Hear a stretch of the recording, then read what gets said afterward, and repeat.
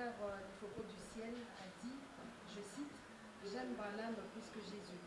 Par rapport à ses propos, est-ce que le frère a péché plutôt? Bon, je vous remercie premièrement pour les contextes. Je voudrais quand même que les gens sachent que de temps en temps, dans l'histoire de l'humanité, il y aura toujours des matières qui peuvent susciter débat pour lesquelles on doit consulter le bien-aimé pour avoir une opinion biblique par rapport à cela. Et ça ne sera pas la première fois. Je tiens à vous remercier pour ça. Je salue tous ceux qui nous suivent en passant. J'adresse des salutations aussi à tous ceux qui auront suivi ces propos, notamment en pensant que dans le livre de Actes des Apôtres chapitre 15, il s'est posé un tel problème dans le verset 1.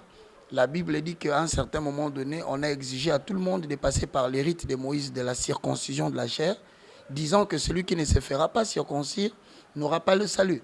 Alors vous verrez que vers le verset 6, les apôtres se réunirent pour examiner cette affaire. Donc je crois que c'est une bonne chose qu'on examine cette affaire. Je pense que premièrement, le propos du frère Foucault du ciel, parce qu'il s'agit de lui que je salue en passant à Pointe-Noire où il doit se trouver, ce sont des propos qui doivent être placés dans un contexte. Quand je dis un contexte, nous n'avons pas la totalité de sa prédication. Ça, c'est la première des choses. La deuxième des choses, lorsque nous faisons sortir cette partie du contexte, cela nous donne une idée qui peut être biaisée, mais qui peut aussi nous désorienter dans le jugement. Et donc, je souhaiterais premièrement, malgré que je vais parler compte tenu du contexte, que les gens rentrent dans le contexte total pour avoir une opinion qu'ils peuvent faire eux-mêmes. Vous avez dit qu'il a dit qu'il aime Jésus. Il aime Branham. Il aime Branham plus que Jésus. Bon, un simple monsieur de la rue aurait dit ça, ça ne poserait pas un problème. Mais si ça pose problème au niveau de l'Ifoko du ciel, c'est tout simplement parce que l'Ifoko du ciel incarne la foi. Vous voyez? Et il ne faut pas oublier que dans le mouvement branhamiste, qu'il ne faut pas prendre cet acte isolé comme étant l'opinion générale de la communauté branhamiste. Non. Moi, je crois que la première partie de ceux qui confessent la croyance au mouvement Branham, il y a de ceux qui estiment que Branham est Dieu. Et qu'au même titre que Jésus, il est censé être prêché. Il y a une autre catégorie qui estime que Branham est un prophète de Dieu qui tout simplement a prêché Jésus et qui a révélé le mystère du livre d'Apocalypse. Déjà, à partir de ces camps-là, nous savons classer les propos de notre bien-aimé Foucault. Donc, il est catégoriquement dans la partie où les gens qui croient que Branham est Dieu. Bon, alors, il a dit il aime Branham plus que Dieu.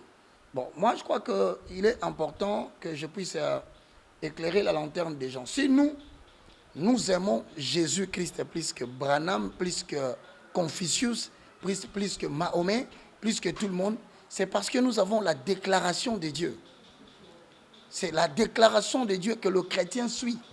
Parce que c'est Dieu qui est le créateur de toutes choses. Voici la déclaration de Dieu au sujet de Jésus. La Bible dit dans le livre de Matthieu, chapitre 3, le verset 15 au verset 17, je paraphrase, je vais lire rapidement.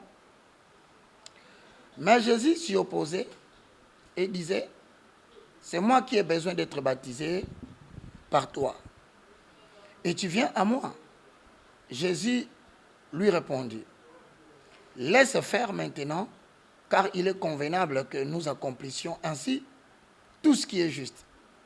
Et Jésus ne lui résista plus. Il s'agit des jours du baptême. Alors vers le verset 16, dès que Jésus y était baptisé, il sortit de l'eau, et voici le ciel s'ouvrir. Et il vit l'Esprit de Dieu descendre comme une colombe venir sur lui. 17. Et voici une voix fit entendre des cieux ces paroles. Celui-ci est mon fils bien-aimé, en qui j'ai placé toute mon affection. Donc, voici la première déclaration qui contredit l'amour que l'Ifoko du ciel doit avoir sur Branham. Parce que Dieu n'a pas placé toute son affection en Branham. Comment quelqu'un qui prétendait être serviteur de Dieu lui placerait maintenant son amour à un homme mortel? C'est une contradiction flagrante et par cela, nous comprenons qu'il appartient à la grande catégorie de signes de l'apostasie, de l'abandon spectaculaire de la foi. Ça, c'est le premier point. Alors, s'il va dire, parce que moi je pense que c'est un monsieur que je respectais beaucoup, quand je dis je respectais, parce que c'est lui qui est contre le Fils et contre le Père. Et c'est lui qui dit qu'il n'a pas l'affection pour le Fils, ne peut pas recevoir une moindre affection de moi. Je pense que nous pouvons le considérer seulement comme un simple frère qui n'a pas fini son encadrement, son affermissement, ou voire même il n'a pas atteint les niveaux qu'il faut pour qu'il se mette debout. Et écoutez, je crois qu'il n'en est pas à sa première intervention. La première intervention lui a valu beaucoup de mépris, beaucoup de condamnations, beaucoup d'accusations. C'est lorsque notamment il a dit que Jésus-Christ a fini sa course chez Branham. Vous voyez, c'est la continuité. Moi, je veux bien que les gens me comprennent. J'ai posé les fondements dès le départ. Mais je suis en train d'épiloguer en argumentant ceci. Si Jésus-Christ de Nazareth, celui que l'on appelle le rocher frappé, selon le message codé de Moïse, Jésus-Christ est le rocher frappé, mais le rocher frappé fait jaillir de l'eau. Donc, autrement dit, si Jésus est la montagne, l'eau qui jaillit de la montagne s'appelle le Saint-Esprit. Alors, si nous prenons les choses sous cet angle-là, comment allez-vous comparer Branham au Saint-Esprit?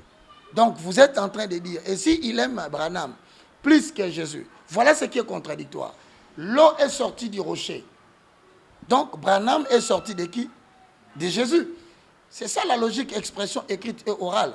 Demandez à Lifoko d'aller consulter la deuxième année de graduat dans toutes les facultés confondues.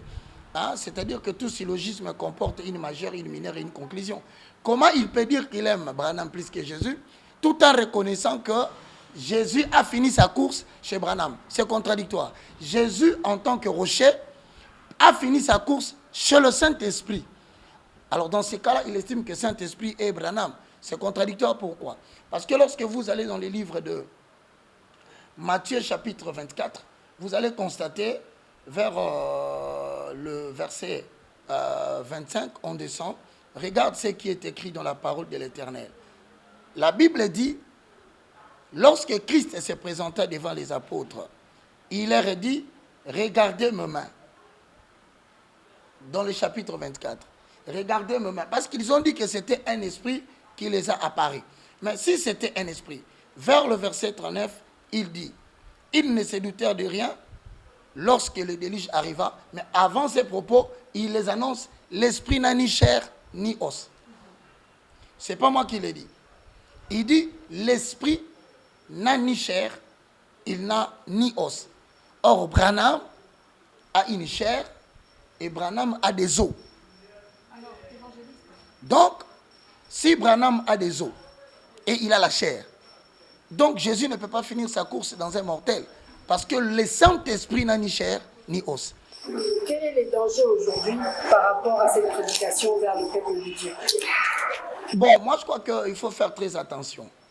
Le plus grand danger que moi je pourrais signaler au peuple de Dieu, c'est de faire très attention. Aujourd'hui, nous sommes en train de traverser une période critique de l'histoire.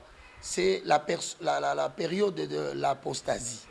Hein? La Bible le dit dans 2 Thessaloniciens chapitre 2, le verset 3, vous descendez, il y a 3 mystères qui commencent à se manifester. Le mystère de l'apostasie, le mystère de l'iniquité, ensuite viendra l'impie que l'Éternel va écraser par le souffle de son avènement. Plusieurs faux prophètes sont entrés parmi nous.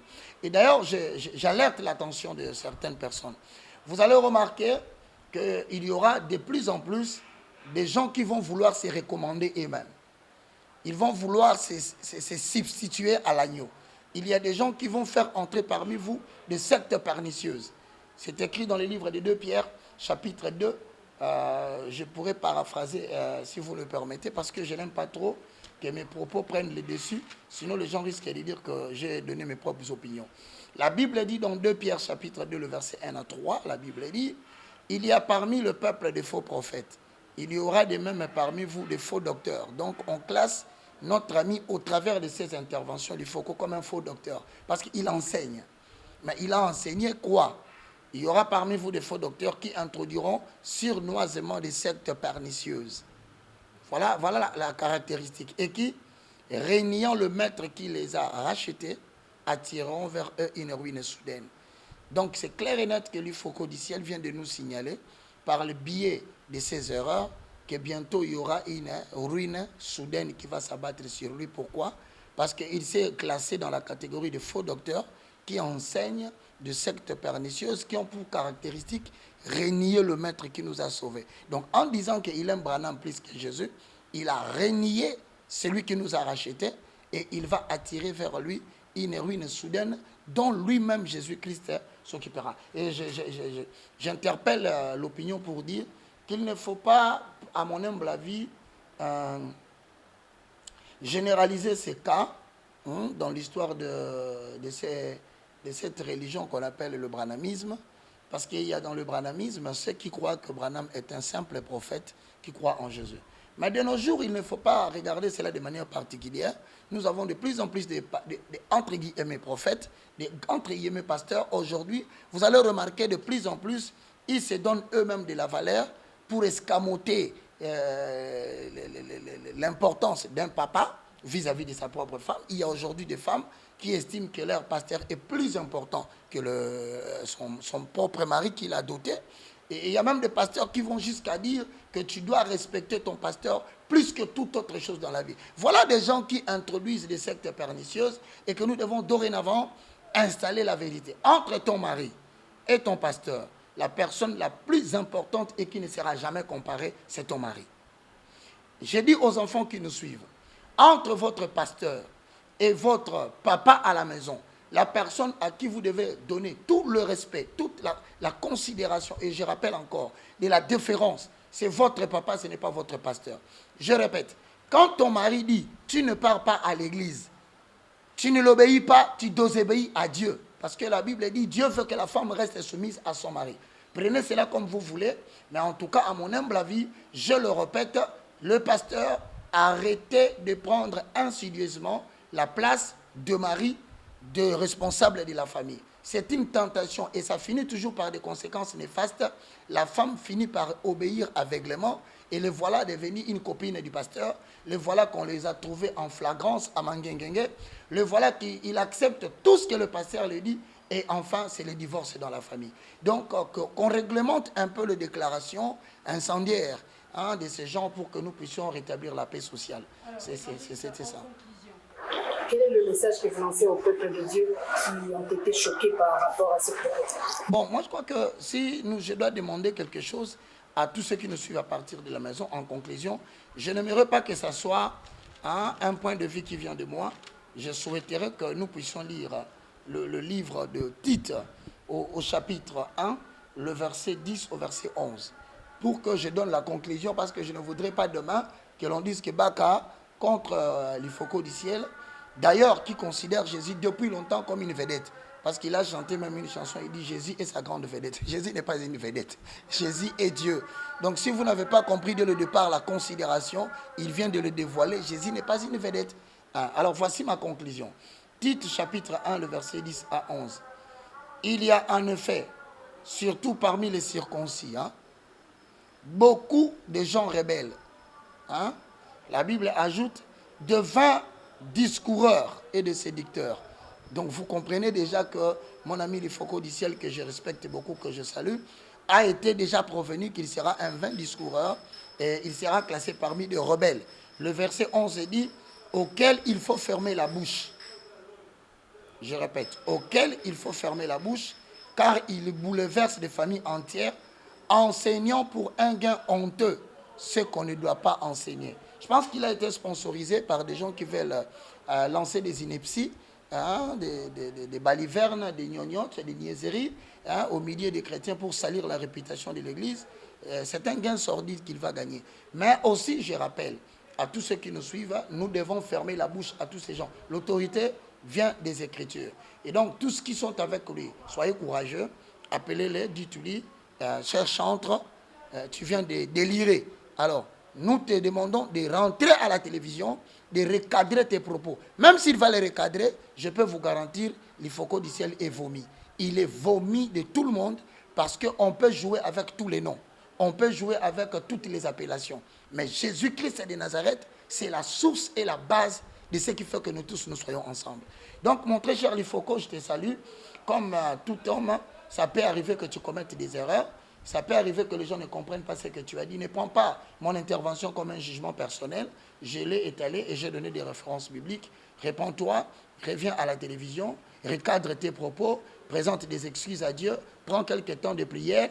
L'Éternel, certainement, il permettra que tu puisses retrouver les bons sens. Parce qu'à mon humble avis, tu as perdu les bons sens. Que Dieu te bénisse. Merci beaucoup.